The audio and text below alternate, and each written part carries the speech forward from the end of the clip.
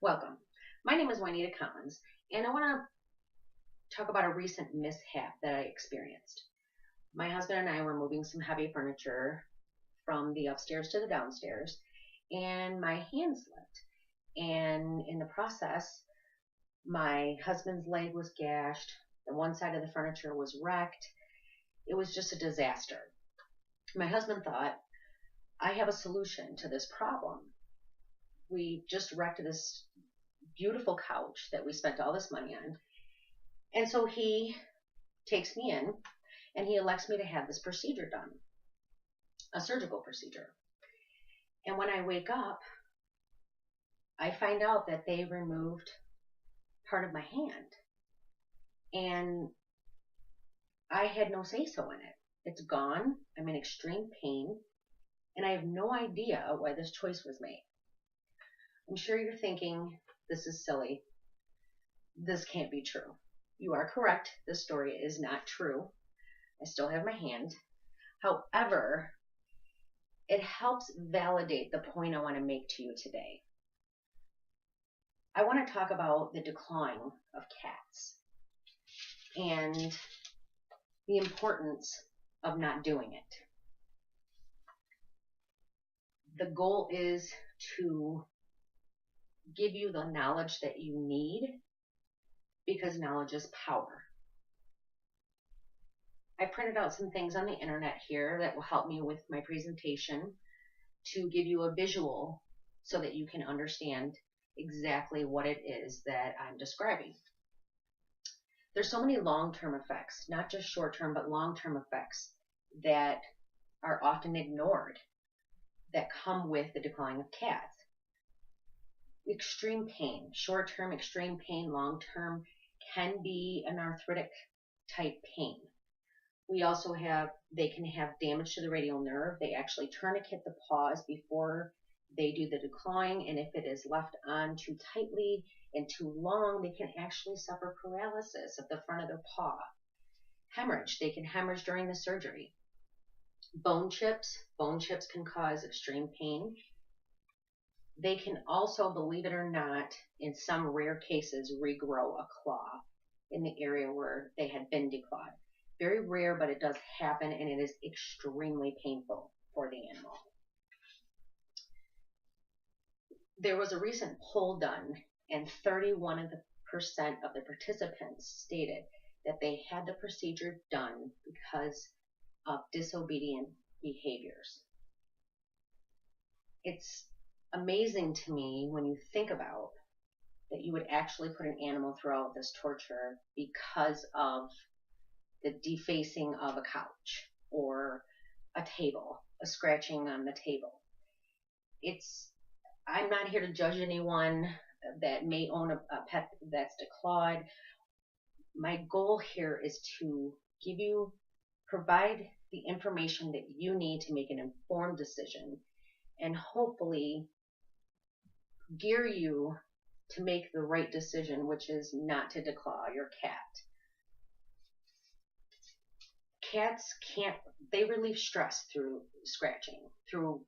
If you ever see a cat just kind of scratching on a post or maybe your furniture, that's a stress reliever for them. They can no longer do that. They can't relieve their stress. Imagine if there was no way for you to relieve the stress that you felt daily. So what happens? The same thing the reason that they got the cat declawed, which is disobedient behavior, actually increases because the cat becomes frustrated. In some cases, the cat becomes frustrated and you've taken away the one way that they relieve that stress. So it could actually backfire and make the cat worse. The risks involved in any surgical procedure. Is it worth it? Just like I printed here, is it worth it? Is it worth what you are causing to that animal? The procedure is rarely done for medical reasons. In very small number of people, in rare cases, people will have their cats declawed because they carry a dangerous bacteria under their nails, and if they have an immunocompromised person living in the home, they need to keep that person safe. That's on more rare occasions, not very often. Most of the people polled, like I said, 31% of them, just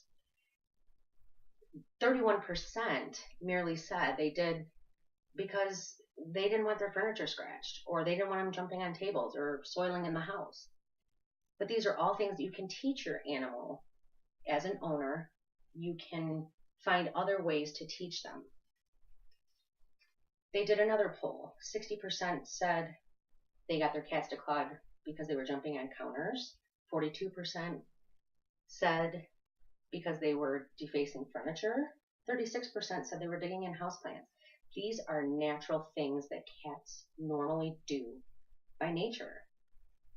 16% said soiling in the house. Which brings up another issue. You just had your cat declawed, their hands are all bandaged up. And in a recent article I was reading states that these cats, the pain is so intense, they don't want to dig in the litter box to use the bathroom. So what does that do? It counteracts what you were trying to fix. What can we do as an alternative? Well, we can offer a scratching post. Put a scratching pad in there, offer a scratching post, sprinkle a little catnip on it to kind of attract them over, and eventually they will realize that this is where they should be scratching at, not on your furniture, but you have to be consistent. It's just like parenting your child. You wouldn't amputate your child's hand if they wrecked your couch. So why would you amputate a cat's paw or even half a paw for the same reason? I printed out some photos here, and one of them is the actual procedure itself. It kind of gives you an overview. This is the cat's paw, this is the first knuckle, and this is the claw. This is where this line is. This is the picture of a scalpel. This whole part is removed from the first knuckle down. This is a picture of a human hand showing you by the dots what would be removed if it were equivalent to declawing a cat. This here is a larger picture of the claw.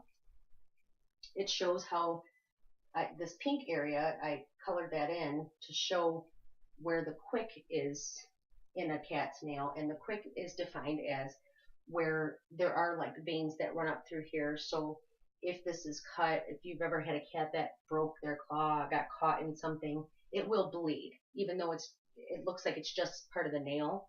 It only runs through about up to here, so you still have this much of the nail left that doesn't have any of the quick involved in it. This is see a little picture. Little kitty, she just had the procedure done. Her little paw's all bandaged up, and she looks really sad.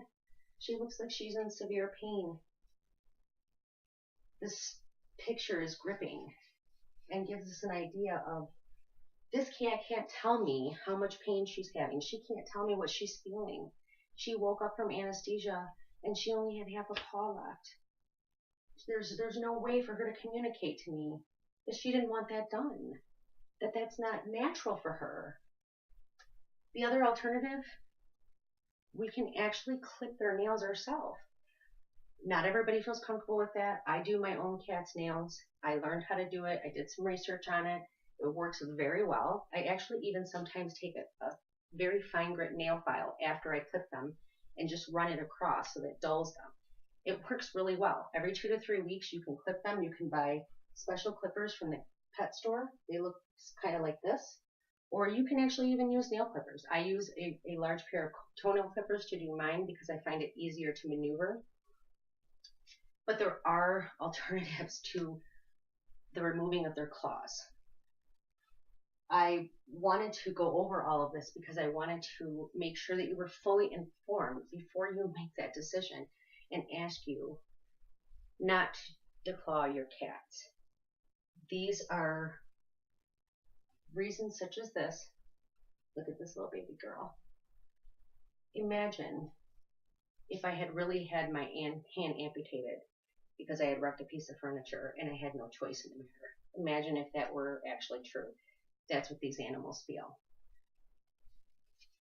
I would like to ask you to think about that and think about how many animals we can save from the pain and agony of dealing with having their claws removed when it's not actually necessary. If we put forth more effort as pet owners and find alternatives, we will be more successful and have happier pets. I want to thank you today for joining me. My name is Juanita Collins.